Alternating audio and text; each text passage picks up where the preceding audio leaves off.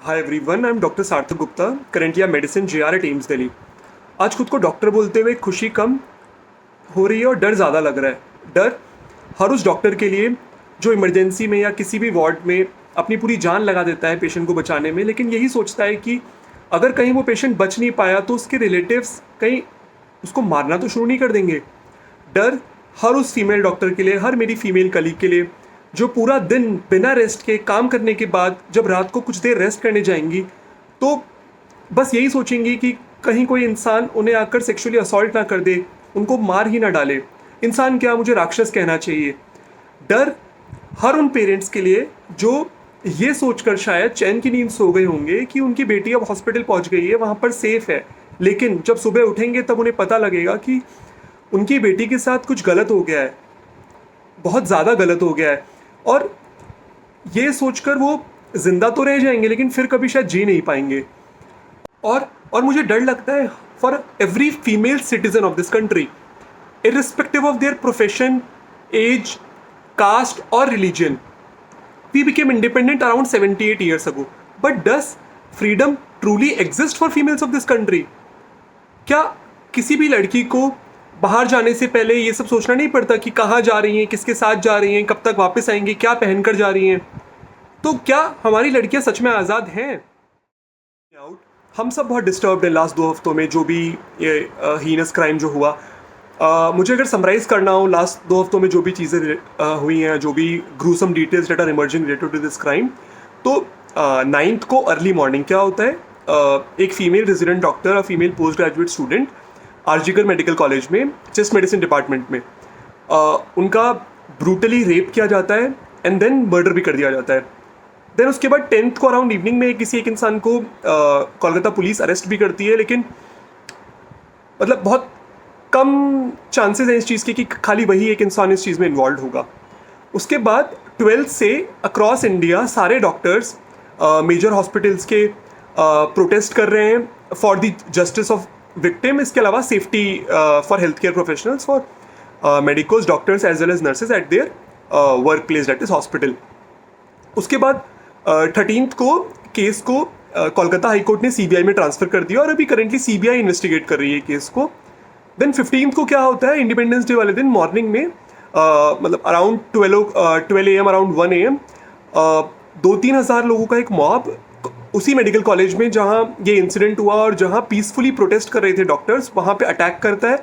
उनकी जहाँ पर भी वो लोग बैठ रहे थे उस सब जगह को डिस्ट्रॉय कर दिया जाता है, उस कॉलेज के इमरजेंसी डिपार्टमेंट को डिस्ट्रॉय कर दिया जाता है। इसके अलावा वो इवन क्राइम सीन को भी डिस्ट्रॉय करने का ट्राई करते हैं, although whatever reports have emerged, crime scene is safe till now. Then supreme court इस मैटर का कॉग्निजेंस लेता है एंड देन 20th को सुप्रीम कोर्ट में for this matter as well as for safety of doctors hearing होता है। और हम हर जगह ये देख रहे हैं कि डॉक्टर्स इतनी जगह प्रोटेस्ट कर रहे हैं, स्ट्राइक चल रही है, तो कई लोगों को ये लग रहा होगा कि इस बीच में शायद पेशेंट सफ़र कर रहे हैं। लेकिन मैं यहाँ पे सबको ये विश्वास दिलाना चाहूँगा, सबको ये क्लैरिफाई करना चाहूँगा कि एम्स दिल्ली में, और I can also speak on the behalf of other medical colleges and hospitals, कहीं पर भी इमरजेंसी सर्विसेज बंद नहीं है। हर जगह emergency services, ICU, critical care चल रहा है और साथ ही रेजिडेंट्स ओपीडी नहीं जा रहे हैं। रेजिडेंट्स का ओपीडी से स्ट्राइक है, लेकिन our consultants are supporting us, they are running OPD smoothly. Also मैं बहुत सारे मेरे कलीग्स को ऐसे कलीग्स को जानता हूँ जो कि आफ्टर अटेंडिंग दिस प्रोटेस्ट और स्ट्राइक, उनके जो वार्ड में ऑलरेडी एडमिटेड पेशेंट्स थे उनको वो सफ़र नहीं करने दे रहे, उनको ट्रीट कर रहे हैं। तो ये सारी जो भी लड़ाई है, ये सारी जो भी प्रोटेस्ट है, ये कभी भी डॉक्टर वर्सेस पेशेंट नहीं है, ये बस डॉक्टर वर्सेस सिस्टम है। मतलब यार, एक डॉक्टर 5.5 साल की एमबीबीएस की पढ़ाई सहकर आता है, उसके पहले एंट्रेंस एग्ज़ाम देता है, फिर 3 साल पीजी की ट्रेनिंग सहता है।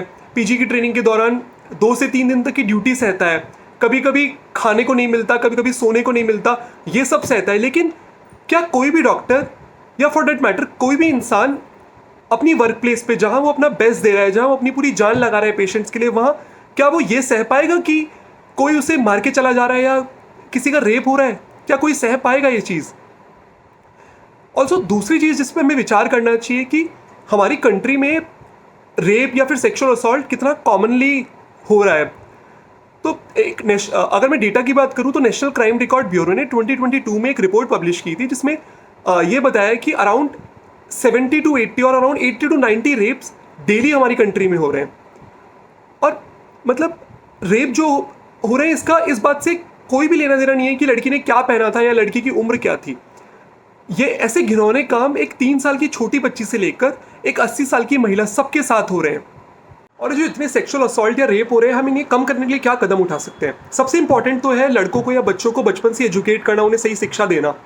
इसके अलावा जो सोशल मीडिया पे या इंटरनेट पे इतना सारा कंटेंट है जो वुमेन को ऑब्जेक्टिफाई करता है, वो भी रेप कल्चर डेवलप करता है, तो ऐसे कंटेंट पे भी रोक लगनी चाहिए।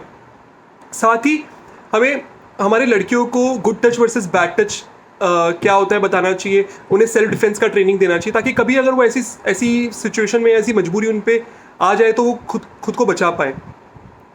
ऑल्सो जो भी इनके कल्प्रिट होते हैं, जो भी दोषी हैं, उनको जल्दी से जल्दी सज़ा मिले फास्ट ट्रैक कोर्ट्स की हेल्प से, और पनिशमेंट इतना सीवियर हो कि कोई आगे फिर कभी ऐसा कुछ करने का सोचे भी ना। इसके लिए शायद हमें हमारे जुडिशरी में रिफॉर्म्स करने होंगे।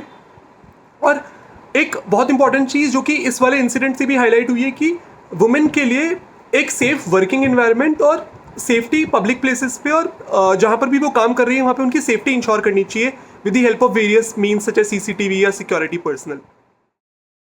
तो अभी तक जो मैंने सारी बातें की, मैं मानता हूँ कि इन सब चीज़ों को जड़ से मिटाने में टाइम लग सकता है, लेकिन अगर हम में से हर इंसान एक कदम उठाए तो हम उम्मीद कर सकते हैं कि समाज में आगे चल के चीज़ें बेहतर होंगी। और उम्मीद की पहली किरण तब दिखी जब इस इंसिडेंट के बाद में देश की पूरे सारे डॉक्टर्स, सारे मेडिकल कॉलेजेस में पीसफुली प्रोटेस्ट किए गए ताकि विक्टिम को जस्टिस दिलाया जा सके और हेल्थ केयर प्रोफेशनल्स की सेफ्टी के लिए कुछ बदलाव किए जाए। और धीरे धीरे अब बाकी प्रोफेशन के लोग भी इस प्रोटेस्ट को ज्वाइन कर रहे हैं, which is a very good thing to see. कल सुप्रीम कोर्ट में हियरिंग हुई इस मामले को लेके और सुप्रीम कोर्ट ने भी इस चीज़ को माना कि डॉक्टर्स की सेफ्टी उनकी वर्क प्लेस पे बहुत इंपॉर्टेंट है for good functioning of a country. अगर डॉक्टर्स खुद की वर्क प्लेस पे सेफ नहीं होंगे तो वो कैसे पेशेंट्स को अच्छे से ट्रीट कर पाएंगे? ये बात हमारे honourable chief justice DY Chandrachud sir ने कल सुप्रीम कोर्ट में कही। साथ ही उन्होंने ये भी बोला कि अगर हम फीमेल्स को सेफ्टी प्रोवाइड नहीं कर सकते कंट्री में तो we are denying them equality. और इन सब चीज़ों के लिए सुप्रीम कोर्ट ने एक टास्क फोर्स बनाने का ऑर्डर दिया, विच इज़ अ वेलकम स्टेप।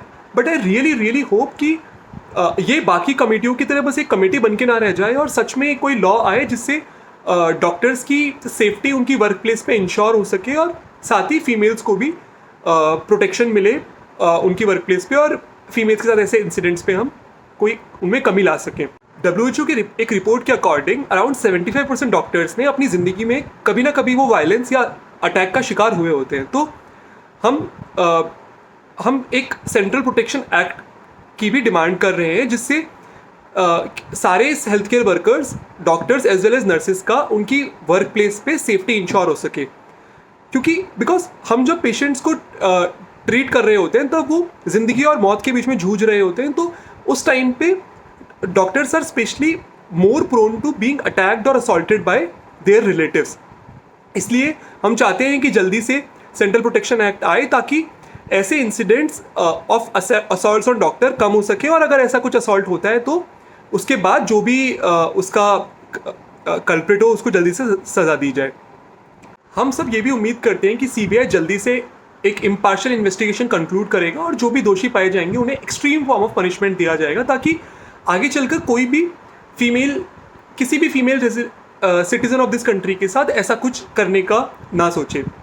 और ये जो पूरा इशू है ये केवल डॉक्टर्स का नहीं है, ये ऐसी घटना किसी भी female citizen of this country के साथ में हो सकती है। तो मैं आपसे रिक्वेस्ट करता हूँ कि इस वीडियो को अपने सारे नॉन मेडिको फ्रेंड्स या फिर नॉन मेडिको रिलेटिव्स के साथ में शेयर करें ताकि हम आगे चलकर एक बेहतर और एक सेक्सुअल असॉल्ट फ्री समाज की उम्मीद कर पाएँ। Thank you. जय हिंद।